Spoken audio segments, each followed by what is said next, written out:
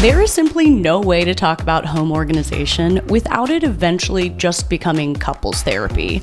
Because if you and your partner have two very different standards of what clean means, the difficulty of trying to reconcile those differences feels all at once like the pettiest problem ever, cry me a river, and also like an absolute existential crisis that, if left unresolved, will end in one or multiple deaths. Because an eternally messy and uncollaborative home can start to feel like it holds more than just your clutter.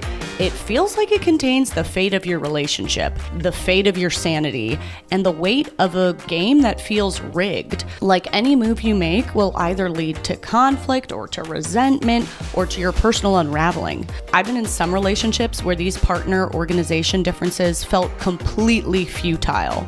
And I've been in other relationships where they feel much more manageable. So I want to share the differences that helped me move from one to the other.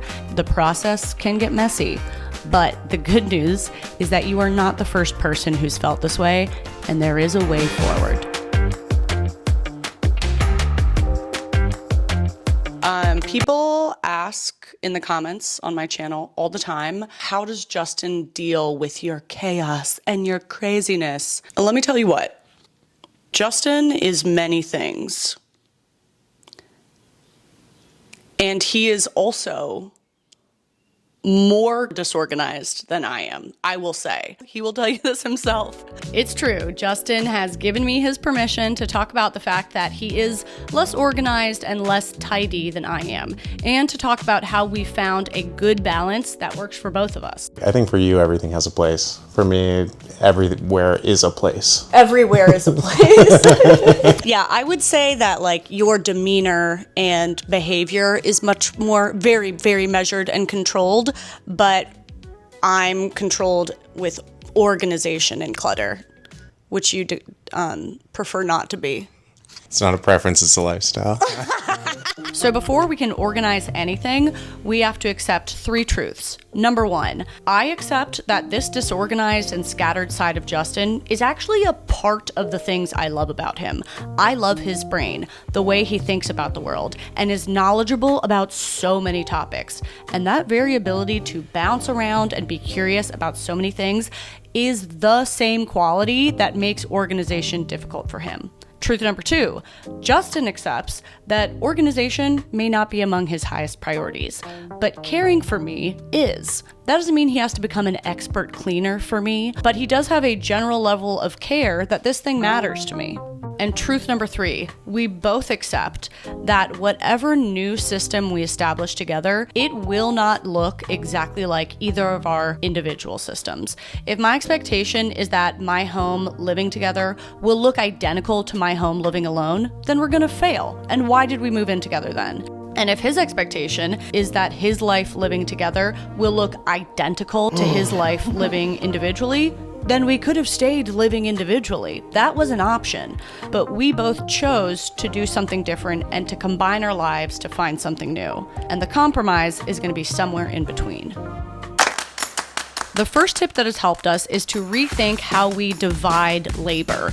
We do not split every chore 50-50. Instead, we each own a bit more of chores that matter to each of us. So Justin supports us in establishing new organization systems, but I own creating them, which makes sense because it's my skill. And Justin owns 100% of the grocery shopping, the cooking, the trash, and paying bills. And I'll tell you what, that comes out to a pretty even division of labor. And we started talking about this division of labor long before we moved in together. So it was really easy to implement once we got in there. Tip number two, when a particular mess bothers me, I ask, what can I do to make this less annoying to me? Our mail piles up all over the dining table, so I spent hours looking for the prettiest letter tray I could find. It both contains the mail, looks beautiful, and doesn't require a behavior change from either of us. This mess no longer bothers me. But sometimes the mess can't be contained by a single decor object. So then I ask, can this mess be moved? For example, I know that Justin's work desk will be covered in papers and chaos and monitors. It's just not going to be aesthetic. So when it came to deciding whose home office goes where, we both really liked the sunroom and would have liked to work from there. But our conclusion was a compromise. Ideally, I would love to work from the sunroom. It's amazing. I would be so happy out there. However, Justin is the one who has like all of the computer monitors and screens, and I don't really want to look at them. They're ugly. They're gonna be ugly. Like, I can help him with organization and some design stuff there, but ultimately he's gonna work the way he works, which is fairly messily. So to me, the best solution, the compromise, is to give him that space, give him the sunroom, and we can close the door and you don't have to look at it all the time. As opposed to if I had the sunroom and he put his desk in here in the bedroom, then it would be harder for me to not care when it was really messy, and I'd probably get really annoying. I don't want to have weird tension. I don't want to nitpick. I don't want to be annoying to him. I also don't want to be bothered by it all the time, and he shouldn't have to change all his systems. So I'm happy for him to have the sunroom and we don't have to look at that mess. Now let's talk about the kitchen. I'm just showing how much kitchen shit we have that we have to find space for. The kitchen is really Justin's domain. He's the chef of our house. So what do you do to organize a space where the inevitable daily mess can't be fixed by a pretty container, can't be moved to another room, and when your head chef has only known a workspace of pure chaos? I started by paring down on duplicate items, cookware, dishes, glasses. We don't need 2 full sets of dinner plates, so together we chose which ones to keep. I have a huge glassware collection, and there's just not room for all of it if we want to have easily accessible storage for Justin. So I picked my favorites and the rest go in storage. It's called compromise, y'all. I also noticed that we weirdly only have 1 drawer in this entire kitchen. Bizarre. So I found these pull-out drawers that can be placed on any shelf, and it'll make it way easier for him to access and maintain things like saran wrap, sandwich bags, kitchen tools without it becoming a disaster zone. I will link all of these products below, by the way. Oh, here's a fun one. I knew we needed to minimize visual counter clutter as much as possible, so I went rogue and decided to hang my paper towel holder underneath the counter. It's still easily accessible, but you only see it if you bend down. You don't have to do a full kitchen renovation to get organized. It's all about just making a bunch of smaller changes that add up. I got these great under the sink organizers for the devil's cabinet, aka under the sink, and it makes that zone a little bit less of a free-for-all. I also took an entire afternoon to wipe down and remove duplicates from Justin's spice collection. 5 jars of oregano are just going to increase the likelihood of a messy kitchen. Simplicity is key. I also thought about what things he uses constantly, like his army of cutting boards, and how much it's going to bother me if they never have an easy spot to be put away. There was actually no cabinet or drawer that would fit the cutting boards, so I did a little emergency surgery to remove this shelf and make sure there was an easily accessible cutting board cabinet for him. Oh my god, Justin, I'm so excited.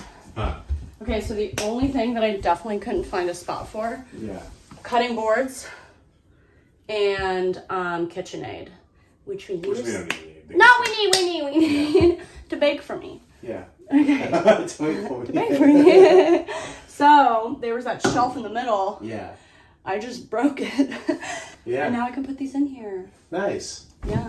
That is big. I mean, not having cutting boards around is like annoying. And I will probably die if they're just out on these plastic ones are out on here all the time. They're always so dirty and so ugly.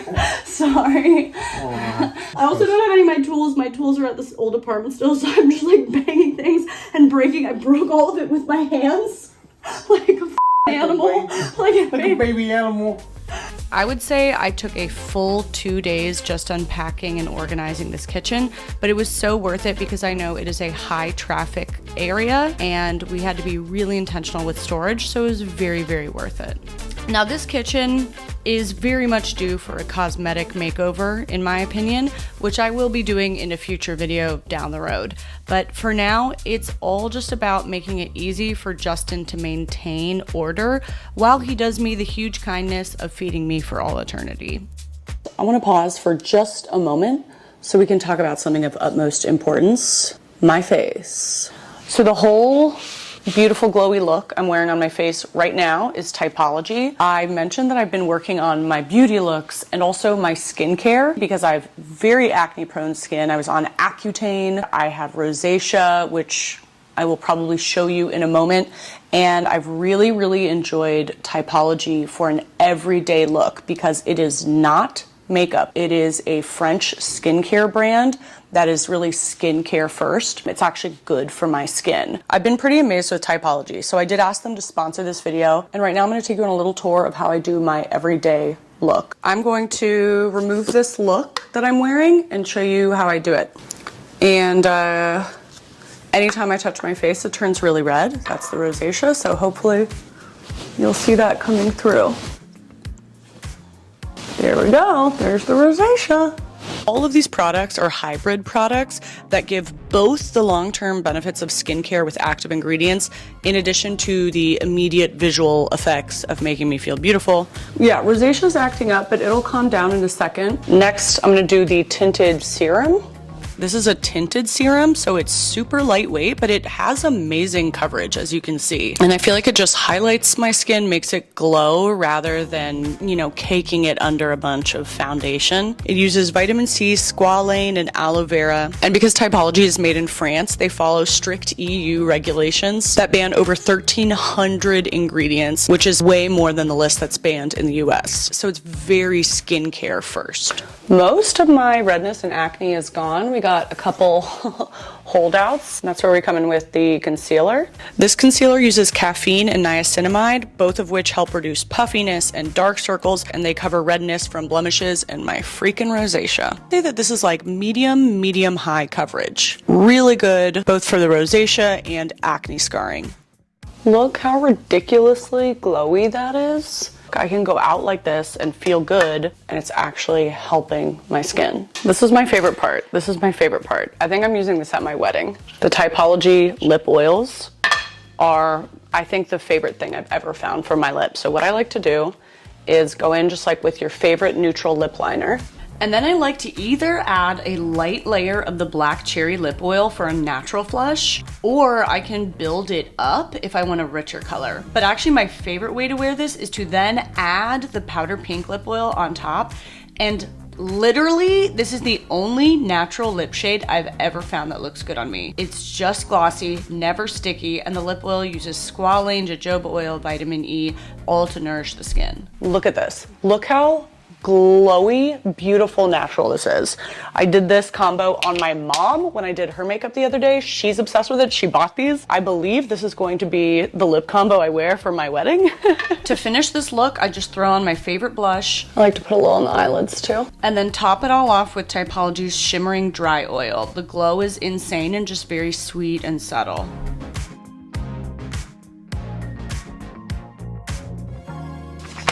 Look at the glow. It's insane. So I can wear this all day. My skin won't react. I have amazing coverage, but it's still, you can just feel that it's light and nourishing on your skin and not clogging it up. So obviously, if you want to glow as much as I want to glow, you should really check out Typology. There is a link in the description of this video. And if you click my link, you can also get a free purifying face mask with a purchase of over 40 bucks.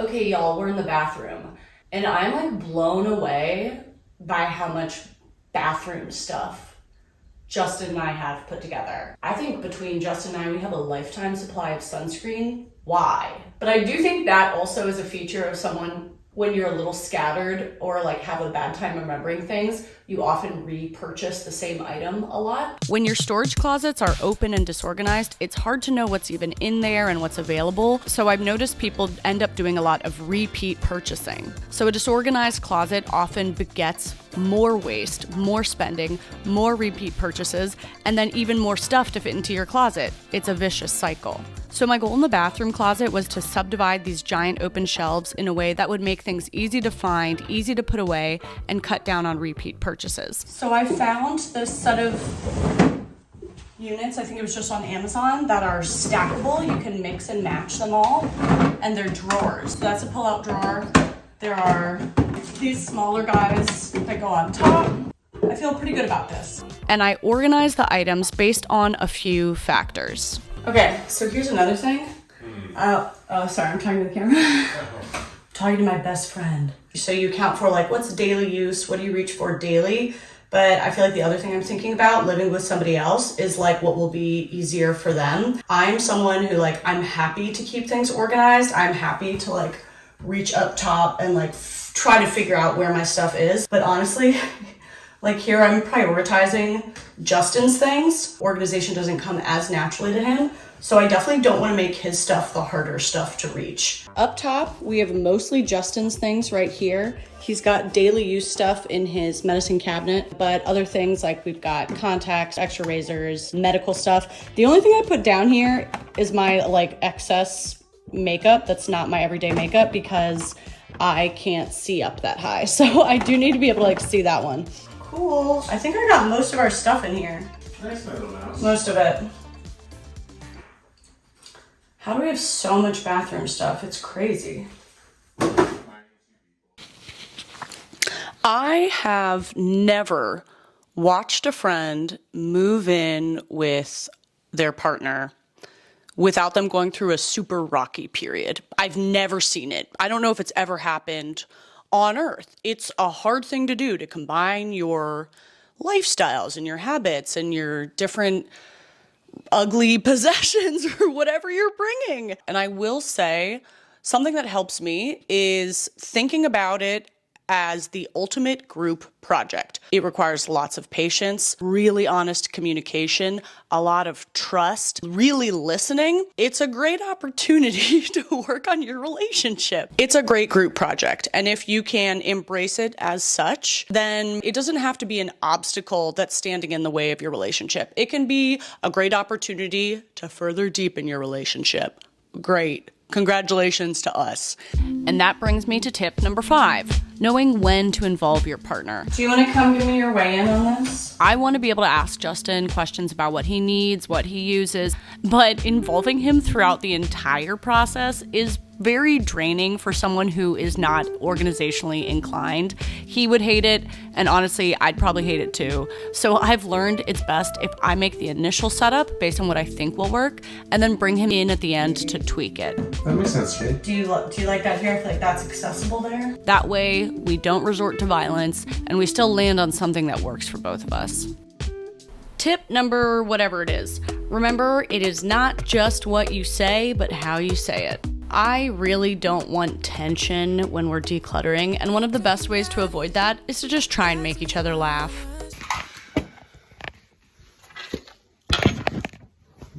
Here we are, decluttering My pen holder. one pen at a time.